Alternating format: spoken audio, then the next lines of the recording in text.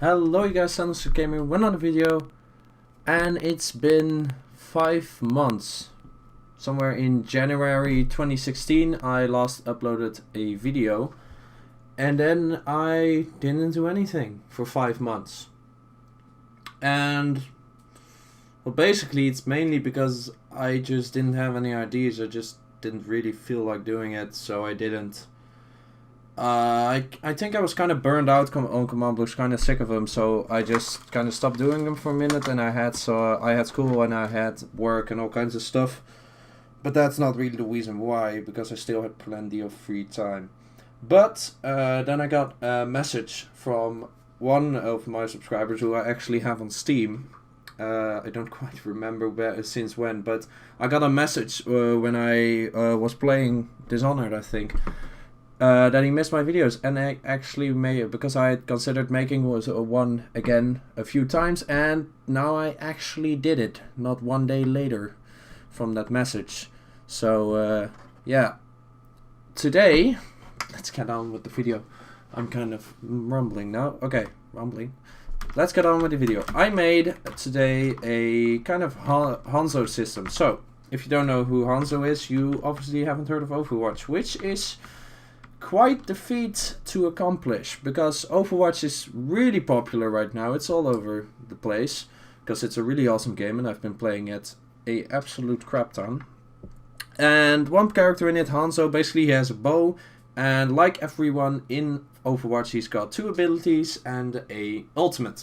And I made both of those abilities and his ultimate. So the first ability he has is a scatter arrow, which is basically, he's a guy with a bow, so it's an arrow that splits into a lot of pieces that shoot everywhere when it lands. And the other one is a sonic arrow, which works to spot the other team and marks them red through walls and stuff. And his ultimate shoots 2 dragons that circle around each other, and if you are in those dragons, you are most assuredly going to die because they are very, very deadly. Okay, I will now start by demonstrating to you the scatter arrow. So I'm just gonna place a few. Still have it on peaceful.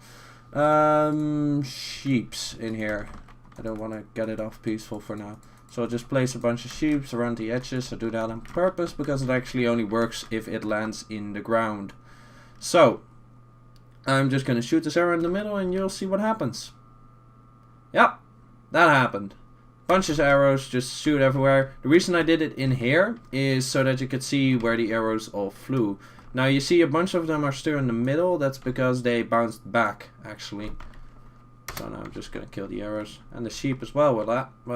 So I'll just have to reactivate the system. I don't know that it's set up so that you can properly select it. I just have it set up so that it works, because I don't actually have this in actual game mode. But yeah, if I just shoot it like this, you'll see the arrows are basically everywhere, and they'd hit just about anything around it. But yeah, that's basically the point of it. It doesn't kill them, because it's only 1 arrow, or they might get hit by more, but that's the way it works in the game as well.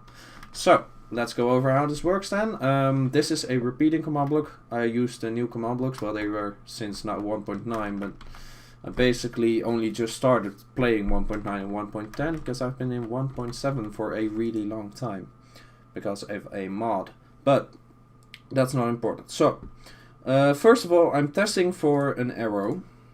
Any entity that is an arrow and is in the ground. So inGround 1B basically means that if it's in the air, it doesn't really matter. Well, it speaks for itself really. If it's stuck in the ground like that, that's when it's inGround.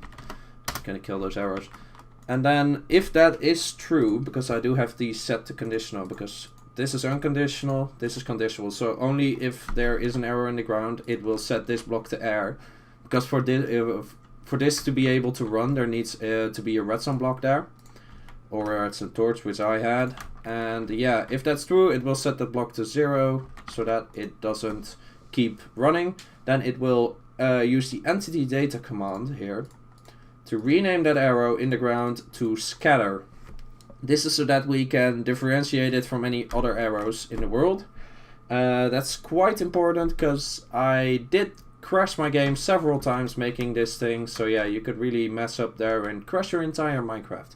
And you don't want that to happen. Then we are this is basically one long row of like 30 times the same command. We are executing at that arrow named scatter, not just at all arrows, but only the arrow that's named scatter. We are summoning an arrow with a motion. So the motion command is tag is something I used a lot of times before. Basically, this is the X coordinate, this is Y, and this is Z. And you can basically choose a motion in any direction. So this is going to be towards the positive X and positive Y, a combination of those two. And this is basically just how fast you want it to go that way. So if I put this to 100, it will basically fly so fast you won't even see it. But this means that it will go slightly more up than it will just go straight in the positive X direction. And that's basically how the motion tag works, is you kind of balance them out to get the precise direction you want. And this basically works for any NT, but for arrows it's particularly handy.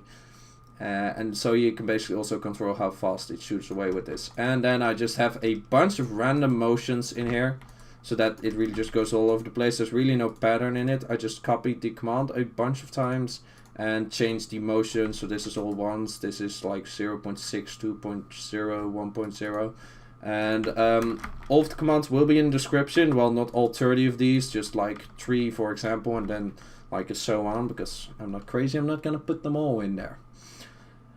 And yeah, this basically, like over here it's still the execute, arrow, scatter, summoning the arrow, and then yeah, that's basically all it does.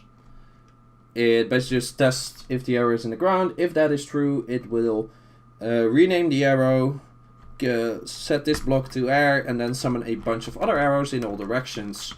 And yeah, that's basically it. There is one important thing for all of these though. You do need to kill all other arrows before you use them, because otherwise it will detect like, if you use the scatter arrow, it will detect like 30 arrows that are in the ground, and it will use them all as scatter arrows, multiplying them. And they multiply quickly if you do that a bunch of times, and that's how you crash your game. But yeah, that's basically how that one works. Pretty cool. You can set up with a proper system so that it is on the cooldown and all, but this is just a demonstration. And now I'll show you how the sonic arrow works, which basically in the game spots all your enemies through walls. And if I just shoot it at this wall, I can see that there's a bunch of stuff behind there. It's a polar bear, this is obviously a villager, and this is a sheep. So yeah, that's pretty handy dandy to have. And well, basically it's right now, I am also spotted, because it just spots everyone in one area. But you can also just very simply add one command to clear the effect from all your teammates, basically making it only work against the enemy. But then you would have like a scoreboard or some other ways or means of setting up a team, and then just giving everyone on that team a clear with their specific well, thing you can specify them by. If it's whether that's a scoreboard score or something else, doesn't really matter. So the sonic arrow basically also tests for an arrow in the ground, or a run over that, then it sets this block to air, because otherwise it's repeating itself.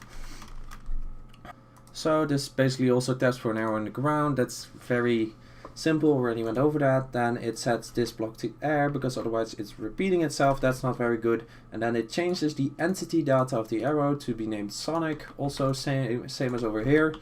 So it's basically mostly the same, but then here is where it gets a little different.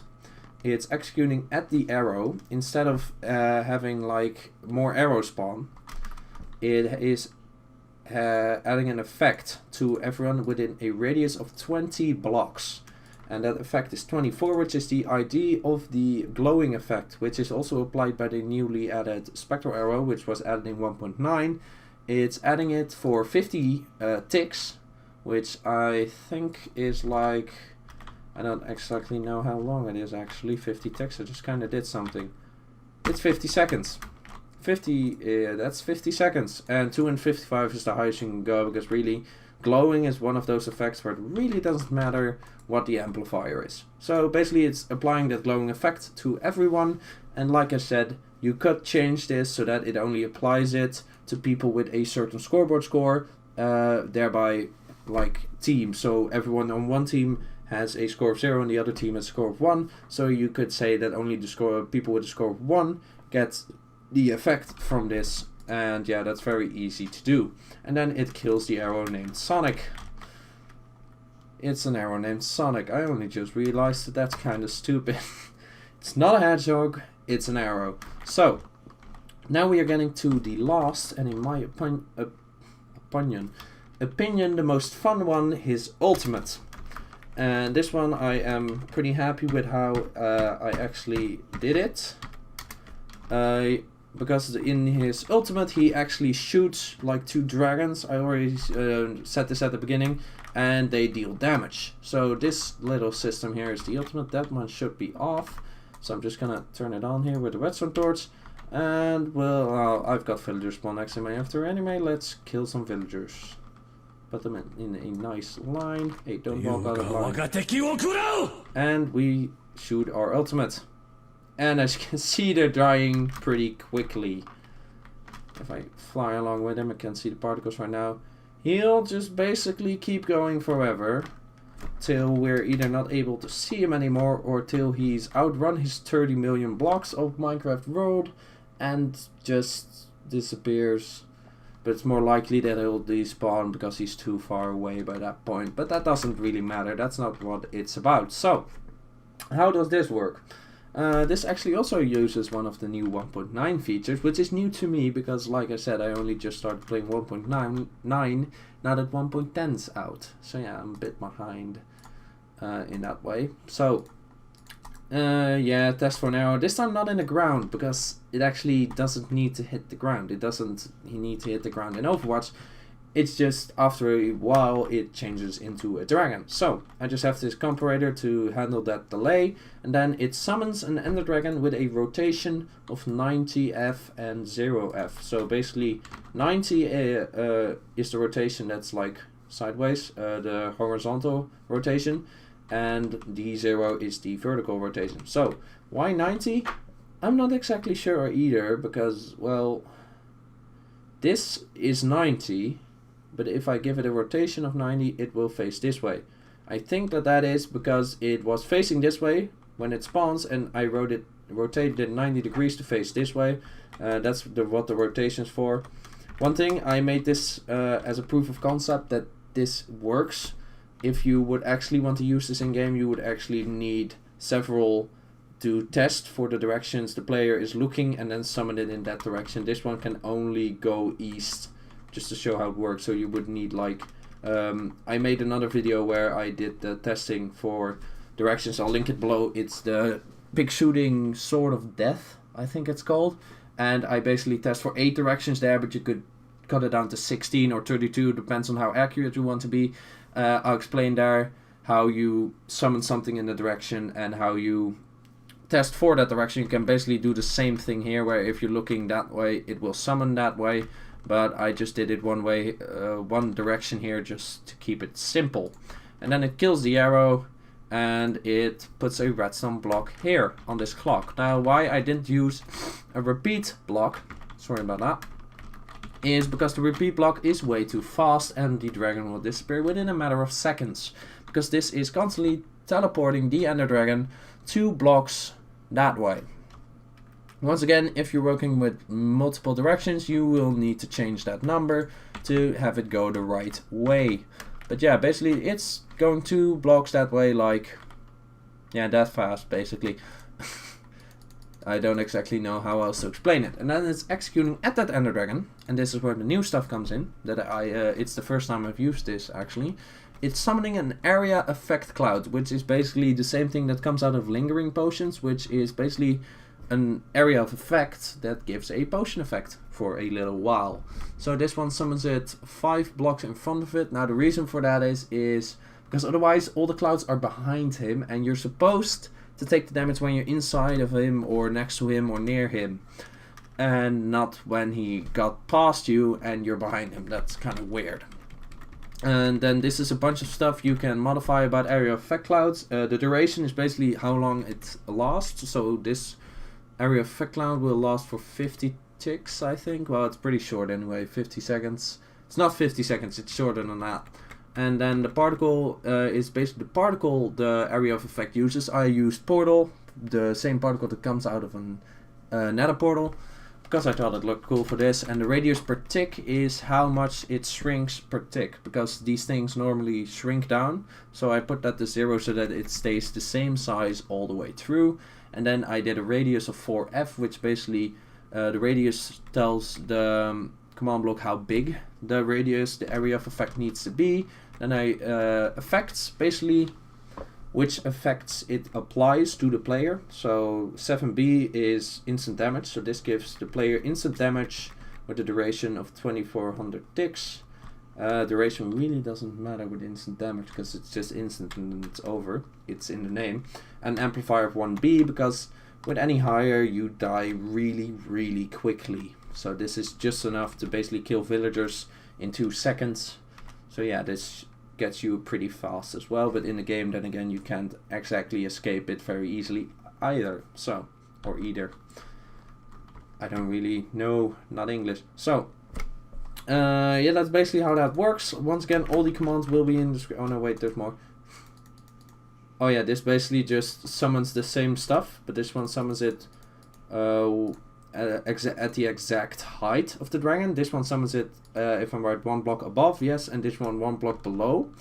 Because if I shoot it, you can see there's 3 layers of the stuff. That's so that you can always get hit, even if you're really far underneath the guy or far above. Because if you just do it at his exact height, it won't actually properly hit all the players or entities. And yeah, that's basically the Hanzo abilities. I am considering doing more Overwatch character abilities because they're quite interesting mechanics to replicate in Minecraft. I also might have some other ideas, I don't know. I haven't done it in a while. Maybe I've built up some creativity in my brain and I'll just start spouting ideas everywhere. One thing I do want to mention is I might consider doing something else in Minecraft on the channel, because I think part of the reason for my 5-month break, I guess we could call it, is because I was kind of burnt out, or maybe I didn't have any ideas left. So I might do still tutorial stuff, but maybe not on Minecraft, because recently I started getting into Game Maker. Maybe I could do the basics of that, because I'm basically learning that myself, but what I learn I could pass on. Or I could do After Effects, I've been doing that for a while. Lots of audio spectrums over on my other channel. Or I could do resource packs, because I haven't really made a really good resource pack, like actually changing the textures, but it's more like the practical command block application of it, like changing sounds or adding custom sounds, because custom sounds can be quite a struggle to add. So those are some ideas that I have and might act upon or might not. But anyways, I don't know how often I'll be making videos again, but yeah, this is basically my return. So I hope you did enjoy the video, even though I made some mistakes in my language. English is not my first language, so I'll just have to ask you to excuse that and hope that I get better and better at it every day. And yeah, I'll see you guys in the next video. Goodbye.